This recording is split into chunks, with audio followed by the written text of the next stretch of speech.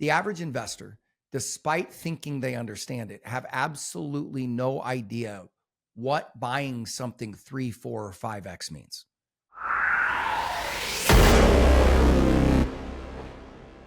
The opinions expressed in this program are for general informational purposes only and are not intended to provide specific advice or recommendations for any individual or on any specific security. It is only intended to provide education about the financial industry. To determine which investments may be appropriate for you, consult your financial advisor prior to investing. Any past performance discussed during this program is no guarantee of future results. Any indices referenced for comparison are unmanaged and cannot be invested into directly. Any references to performance of securities are thought to be materially accurate and actual performance may differ. As always, please remember investing involves risk and possible loss of principal capital. Please seek advice from a licensed professional. And we are back with another edition of the Daily Dots. And as always, I am joined by the brain trust himself, Mr. Chase Taylor. I feel like this has happened lately. We start the show and I'm not really sure where I want to start. So when we could do the rundown. Let's do the rundown. We'll start with the market. S&P closed up, down 0.52. Q's down 0.96. Both pretty reasonably off the lows of the day. Small caps, though, down 1.5%. That's pretty ugly. Equal weight down 0.5%. Same for Mag 7. All world ex-US was flat. Dollar essentially flat. Oil up about 3% on the day, thanks to some rumors not rumors. On the news that new sanctions on Russia will be announced today or tomorrow. Obviously, the thought there is that some of that will be related to oil. Gold pretty flat, which is good news for gold to get that volatility down, at least for a day. Silver up about 1%. For whatever reason, the platinum group metals ripped higher today. Still very volatile there. 10-year yield down 1 basis point, now at 3.95. Tesla reported earnings, and it was down a little bit during the day and a little bit more in after hours.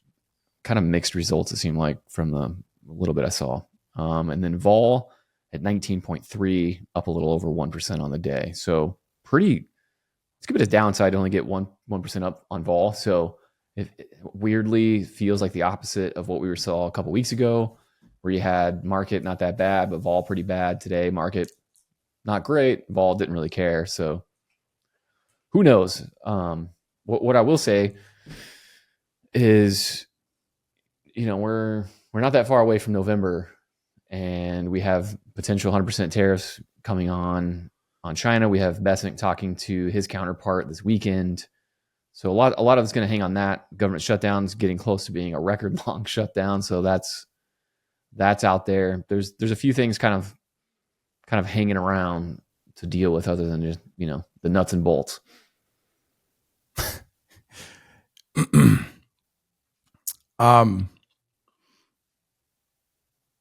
Yeah, I continue to marvel at where we're at, economically speaking and market-wise.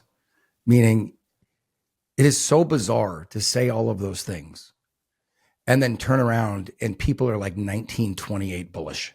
You know what I mean? Speaking of, Paolo Macro shared an awesome thing, and I can't remember the name of the firm that made it. A really thoughtful way to doing this. Take margin debt and then take the leveraged ETF numbers, smoosh those together, and then just divide them by money supply. If you use that, you've only been higher more leveraged essentially one time, and that was .com peak. Yeah. It's a really thoughtful way of doing that shows like, oh yeah, people are levered to this. And the reason why that is an actual danger to the market is realistically, and I'm not saying that, of course look, that part of this market will come undone. That is only a matter of time. Has to. Right. And truthfully, there's not a whole lot that policymakers can do about that. If people want to unlever, they unlever. You know what I mean? It's not like the Fed can push a leverage button and just sit there and go. Now, if you lower interest rates, obviously that makes the leverage SEC less could say onerous. no to 5x ETFs, but yeah. I don't even get me started on regulators. At some point, and you're probably the guy to do it, but at some point we should have a long form conversation where you're more the interviewer and I can tell my SEC story. You know what I mean? Just because if people understood what was being focused on and what wasn't, they'd be shocked. We'll do a 60-minute style in 2030. How's that sound? Yeah, there you go. Look, you know the story inside and out. Wouldn't people be shocked? They should be. I mean, looking at what these guys are looking into and what they're ignoring, and that's not a shot at anybody in the SEC. I am just telling you, as somebody that works inside the investment profession, and you really experience the SEC, one of the biggest things I'm looking around going, because there's a certain point where you're dealing with them, right? And you know what you did and didn't do, right? You know what your real liability is. Now you're always afraid that, it's not like we haven't seen government, build up chart, you know what I mean? Like drill you up for something you didn't do. Right. Yeah. So there's always the risk of the unknown. That's why you're not going to hear me dog. And to be fair, the people that I've dealt with there have been reasonable and fair. But my point is the practices, like how we just look past so much of this crypto stuff. The prioritization is the way I would say it. Like that's a good word. It feels like, you think back, like I remember there were years where GE was making, billions and billions of profits and then paying literally no tax. And I just imagine myself as like some like middle class guy. And then like I'm getting audited over like dry cleaning receipts. And I'm like, GE made like 50 billion and they paid no tax. And you're asking me about my dry cleaning receipts. Like, that's the way the SEC feels to me, especially, since the election. Like, to be fair, to be clear, like they've pulled back on enforcement on a lot of things, especially crypto. So to have like that environment of like, let's let the markets do what they want kind of vibe, but also still have enforcement on like, small things. It's just like, what? Well, and look, you need to enforce the entire market, right? It's so fun. I'm a believer in regulators. We need regulations in financial markets. Like 100%. Fraud's really, really bad thing. And it should be prosecuted at every turn harshly. Here's the crazy part about financial regulation. It is organized exactly opposite of that. The things that are regulated at the most are virtually all entities and people that that present zero systemic risk, right? Like, for instance, if we're not running an honest shop here at Bulwark, people will get torched, right? And we could really hurt individual investors, okay? But if Bulwark turned out to be a Ponzi scheme, you would never know it looking at the broader market. We have zero systemic risk, right? Now, it does not mean that shops like ours should not be regulated. Right, because there's some bad ones out there. Yeah, but what I think they need to do is I think they need to reorganize it. I think they need to have parts of the SEC that are just looking at the big boys, and those parts should be the biggest and most well-funded. Why? Because when those things blow up, that's what costs taxpayers trillions of dollars, right? The guy running the fraudulent RIA, find that out and throw him in jail and take his license. Okay, but if that guy's firm blows up, 20,000 workers in Pittsburgh don't lose their job. Yeah. You know what I mean? And it's not going to be a bailout or something. Right. And so it's just ridiculous when you see the scrutiny that they're putting long only, retail geared RIA shops under versus, Kathy Wood sitting up there on national television promising 50-year returns for the next 5 years, right. 50% annualized returns. Like, look at last weekend, all the people that lost millions or hundreds of thousands of dollars, their whole account, because they're allowed to go on this exchange and go 50x leverage on altcoins. Like, right. Why is that a thing? And those people, most of them, now this is the whole tough, now to flip around to be fair with the regulators. No crying in the casino. Well, caveat emptor, right? I mean, look, you can't, I'm not in favor of making people take a competency test or an IQ test in order for them to be able to trade in public markets. Okay. But at the same time, if you want to put money in a hedge fund, you have to meet all these criteria. But if you want to go 50x on an altcoin, knock yourself out. Yeah. How does that make any sense whatsoever? How does that make any sense? Private equity, you can't do that, man. That's dangerous. If you can buy levered up altcoins and even futures contracts as a retail investor, or that's 5x Amazon or whatever that's coming down the pike. Because how is that? Like, how would they not be better off in a hedge fund? Yeah. There's no way. It makes zero sense. The other thing people don't realize, and this is the one thing that I wish retail investors realized. Like one of the greatest and you got to obviously watch for drawdowns, but like the best performing trade like of all time has been, it's to short leveraged inverse ETFs.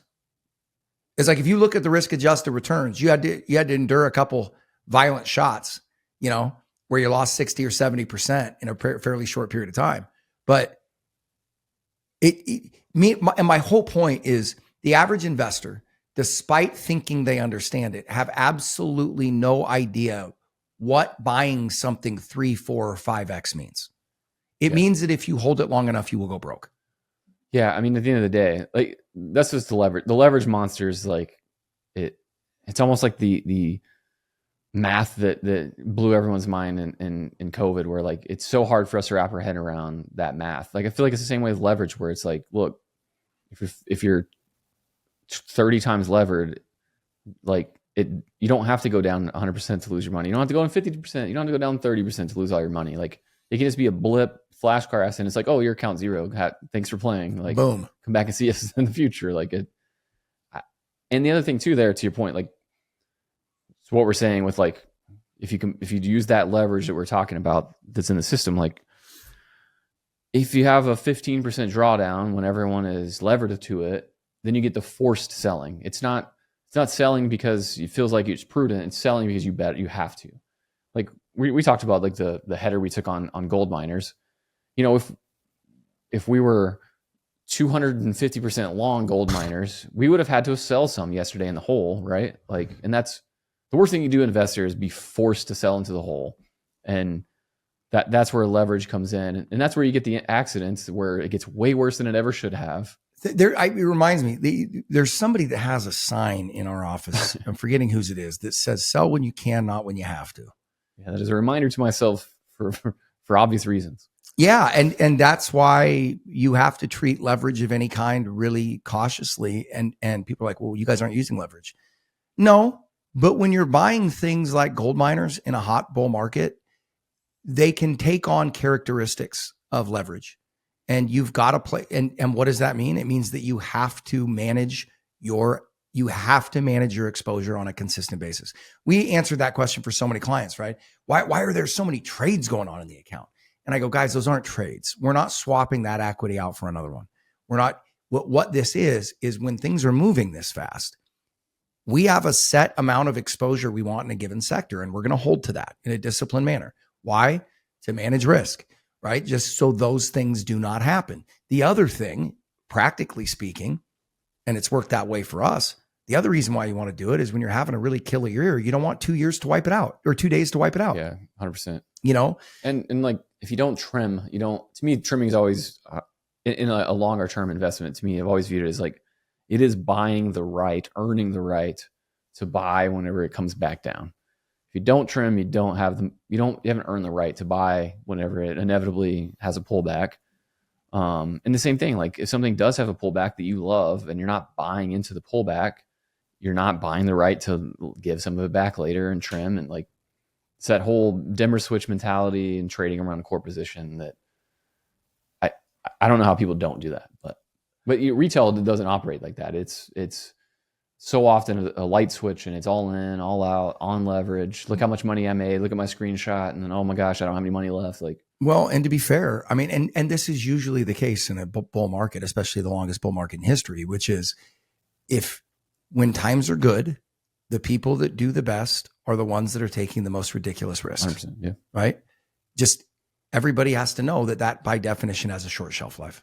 If you have all your eggs in one levered basket, and that basket does well, those eggs do well, like, you're crushing it. Yeah. You're looking around and, like, Bridgewater's up 8%, and I'm up 200. Like, what are these idiots doing? Yeah. Like, well, these idiots have been around a long time for a reason. and it's not because they had a 200% year ever. Well, the other thing too, and again, this is where these long bull markets get really confusing for people, and I think probably educate people on all the wrong stuff. It's funny because you don't usually hear people talk about this in good terms or glowing terms, But there is a part of every good investor where you need to be a little bit like a cockroach. You know what I mean? You need, meaning incredible opportunities are going to come. And regardless of the lick you just recently took, if you manage risk correctly, you'll always be there to take advantage of that great opportunity.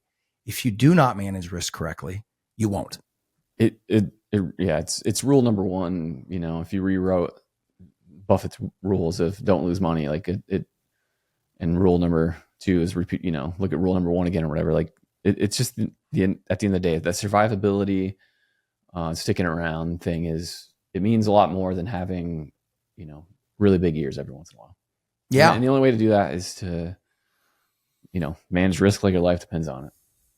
Yeah. Yep. It's it's the only way I know. And what I think the toughest part about that, and I think where people lose patience with it, lose focus, is that yes, in years where you were up, those practices will compress your returns to some degree. Okay. But they ensure you stay in the game. Which is everything. Yeah. That's the whole game. It is being the game. It is the whole game. And as long as we're not taking massive losses, you've always got a shot. You know, next year could be the year. Yep. That's the other thing people don't realize is how quickly relative performance can flip. You know, I mean, for how much of this last run, everybody, Buffett's lost his touch. Look at how quick. And then he jumped out ahead of the S&P so quickly off of one investment. Now, that investment we couldn't have made. I mean, I couldn't put any amount, you know, I couldn't go into any single stock the way he went into Apple in that one. But it's still, you know, it's like that, you know, getting sucked into that relative performance. The other thing too, everybody talks about, and very few people do it, is if you're an investor. Now, if you're a day trader, that's obviously different. But if you're an investor, I can promise you this. If you look at your screens once a day, you will have better results if you look once a week. Yeah. Almost invariably, the less, the better. Yeah. And I think it'd be funny if people could see behind the lines, because I mean, you know, I know that you and I have both learned that lesson, but one of them is if you've done your work and you've got a portfolio you believe in, and you go through a 2-day period of time where you get hit for 5% like we did, or 5.5, whatever it was, you don't panic and freak out and start pulling levers, right? Because I've seen that way too many times where people freak out because of price action. And as soon as they make all those decisions and pull out of this stuff and get out, market calms down, goes back up, and they just, right? There are times I wish I lived in Asia or Europe or something. So my time zone was so opposite that I was not awake for all of the US market. Funny anecdotal story. I put out a tweet about this the other day. My son was going through his brokerage account the other day. He's got a little green light account. It'll let him trade stocks. We've got to okay at the parents got to, you know, check it off. But we looked at his year-to-date performance. This is when we were up 32.5, 33 at our high. He was up 66.7. He picked 5 of the stocks that we own, just put them in his portfolio and hadn't touched them, hadn't trimmed them, hadn't done anything. Now, obviously I would advocate trimming. I didn't, you know, right. like all that stuff. So he should have been doing that stuff. But I use that example to, you know, how many times he checked his account this year? I think that was the second, you know, and there you go. You know, owns a lot of the same stuff we do. But just, you know, just letting it ride, trimming it. Now, obviously I can't run retired clients' portfolios the way that my 10-year-old son runs his green light account. But if I did this year, it would have been a lot of fun. Up 65%. But I tell that story, just it goes to show for people out there, look, the less you can trade, the better off you'll be. I have a personal account that I literally refer to as the coffee can account. And I have it's essentially big brands that are, you know, really timeless, that end up in a 50+% drawdown. And I'll just buy it a little bit, throw it in there, put an insane price target on it, you know, and it's like, look, if it gets back to this price target, I'll sell it. If not, I'll die with this in my account or it at zero. And it tends to do pretty well over time. That's the, you call it the coffee can. I call it the dresser drawer. Yep. Get an investment, stick it in the dresser drawer, and don't look at it. Yep. You know? And if you go small enough with the size, then it doesn't feel like you have to care about it. Yeah. Now, if it's a bunch of your money, then you can't live with it. But if it's small, you can just be like, whatever. If it goes as 0 or takes 30 years to work, like whatever. Yep. What else do we see in the markets today? So Tesla earnings came out. Mixed bag. Revenue's growing 12% now. Profits worse than expected, but margins better. Don't ask me how that works. Those revenue, that's a one-time bump.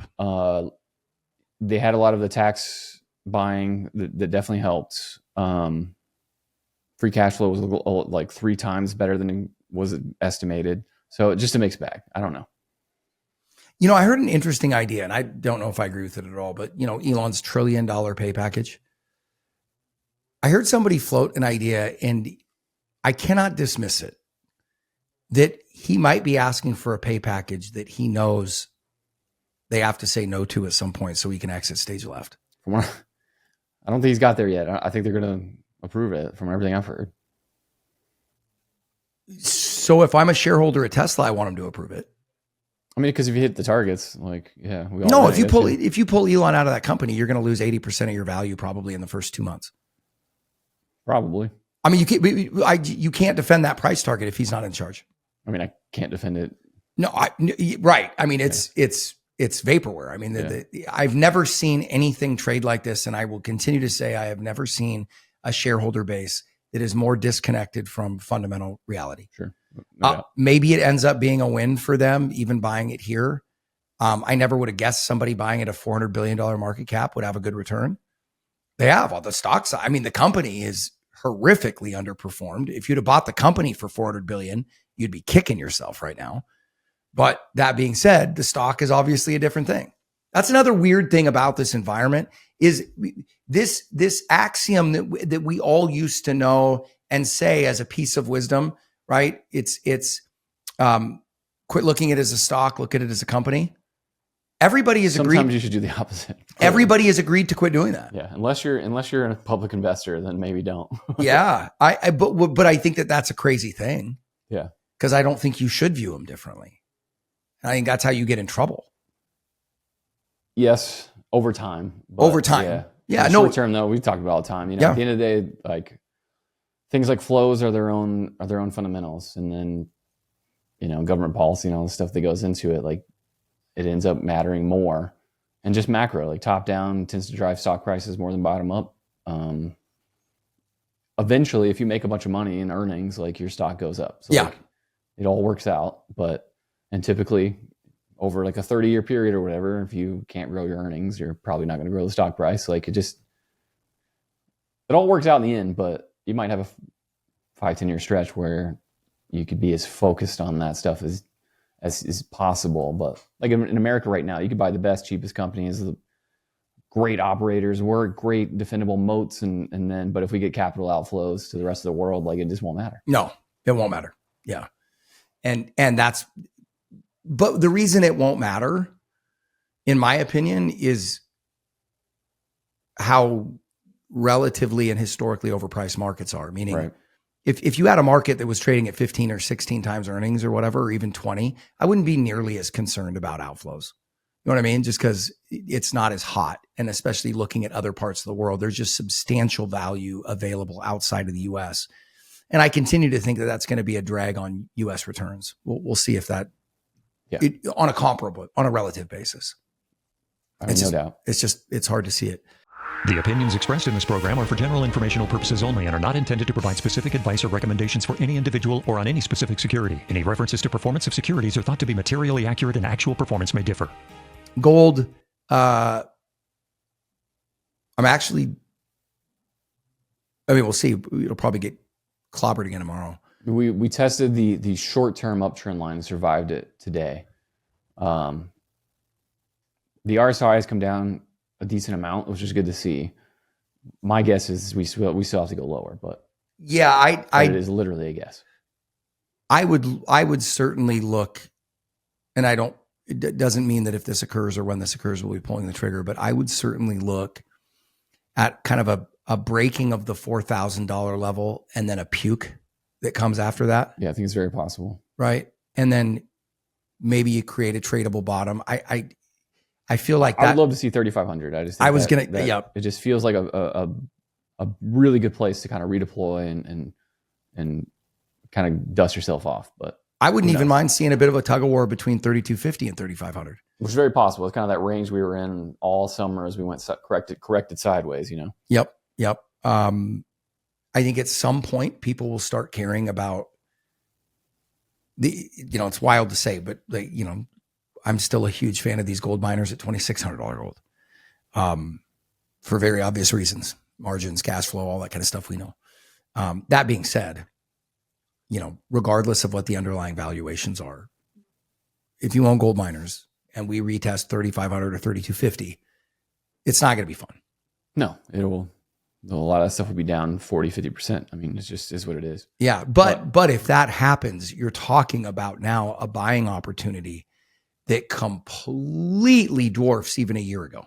Right. And if you spent the last quarter, putting some in your pocket, then you want to get it back out of your pocket and put it back to work. So. Yeah. Yep. I mean, that's the way I'm seeing it right now. Thoughts on oil? I'm still bearish. Obviously, if we get some new sanctions or whatever that actually do hurt, Russian oil exports. I mean, this war has been going on for 3+ years, and for a lot of words about it, we've never actually done anything about it, right? My assumption is we probably won't actually do a whole lot about it this time. Maybe a little bit though. I mean, it sounds like the Indians are getting more serious about curtailing their imports. Maybe that's enough to help a little bit. My guess is someone else just goes, "Oh, we can buy it for how much? Yeah, we'll take it." It's so fungible, oil. It's hard to actually step in there and reduce exports. So I still maintain I think we can see the 40s in this cycle. But everyone, like, the sentiment positioning is very dour. So that is always kind of there waiting to press you higher, especially if you got a real reason. But to me, when I look at 2026 production versus consumption, it's clear to me we're going to have too much oil unless U.S. production really rolls over, and it's just not so far. So I think oil prices going higher, there's a very strong requirement of U.S. production falling to meet that, and at the moment at least it's just not. I hope it will because I want the nat gas production to go away. But when I look at these prices, why isn't it falling? I mean, you can still, most producers can still make at least a little bit of money in the 50s, and it's just such a pain to lay down all the rigs and let people go, and like you'd rather just make a little bit of money than save some by a lot of operational headaches. It's a really interesting dynamic that's currently going on, because that's why I think we need to go to the 40s, because I'm convinced in the 40s people are like, okay, never mind, like I'm done. Well, you know what? We just might need to dust off 2015 and just go look at that, right? Meaning when the shale bust happened. And because for those that remember, it's kind of odd if you think about it right now, right? OPEC did the exact same thing back then to bust our shale market that they're doing now to help Trump out to lower energy prices. So one of the things I've been thinking about is, why is this not going to create? Now, the balance sheets on a lot of these things are a lot better, so they can take way more stress.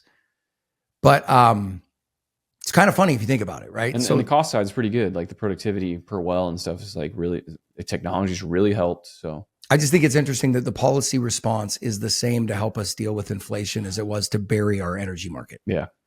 It's kind of interesting. It obviously is much more resilient these days. But if you get in the 40s, the economics just, they erode. Like there's no two ways about it. And right now, like it looks like you're going to get, especially offshore, like pretty decent capex next year. And like, you get in the 40s and people are going to probably push that back a year or whatever. Like it'll be enough to kind of rebalance the market, I would say. Obviously, the one thing that would really help would be, OPEC or someone within OPEC or another big producer be like, that's we're gonna go press it here, Yeah. UAE to be like, you know what, like we're gonna cut back here. We don't care what you think. I'm not saying that's gonna happen. It won't, but like, so it won't have to go rogue and cut back, or the economics has to force someone's hand. Because if not, there's too much oil next year. Yeah. Unless demand explodes higher in a way where none of us are expecting. which I don't really understand how that would happen. But Yeah, I don't think that seems horrifically likely. I'm trying to think of anything else topical that we're missing here. I don't think so. I think we covered it all. yeah, there's a lot coming our way. This weekend we'll have the Argentina election and Besant talking to China. So, and then the government shutdown theoretically the next few days, maybe. Yeah, all that stuff's kind of like top of mind as we go forward. I keep forgetting the government is shut down. I would if it wasn't for all the missing data, but Okay, well there you go. Yeah. I'm not the data hound. That is a bit of a bummer. And the longer this thing goes, like they may be a lot of these data points may be stuck for like months and like messed up for a while because they're not only. So we're going to get CPI Friday, but they're not collecting CPI data right now. So when we do come back, like there's going to be that giant hole where it's like, yeah, we don't really know what happened there, and they're going to be piecing together the past and trying to figure this stuff out for months. It's going to be messy. Yeah. So that private sector data, high frequency data you can get from other sources becomes really important. Like before we hit record, we were talking about the tax receipt data that you get from Treasury, like stuff like that becomes, you got to watch it because real time data from the labor market or near real time, just we don't have it. Yeah. It's like I said, man. I get to sleep in more though. There you go. Well, that probably means we need to revisit your compensation. 5:30 comes early, man. Well, I know it's that's why operating in this business on the West Coast is a completely different ballgame. Yeah. It's really weird going back to the East Coast when I did it for the first couple times in my career, where you get up and you're like, the market opens in a half hour and you're sitting there going, it's 9 o'clock. What? Yeah. It's bizarre. It's very bizarre when I was overseas for a week. Like, yeah. The time is just wildly different. Yeah. It throws you off. And it just, to me, I've always gotten up at 5:30 in the morning because that's when I had to be at the office by 6:30. I was a junior broker, so I had to be in my suit and, do all that kind of stuff. We had a little bit different dress code than we've got at Bulwark now.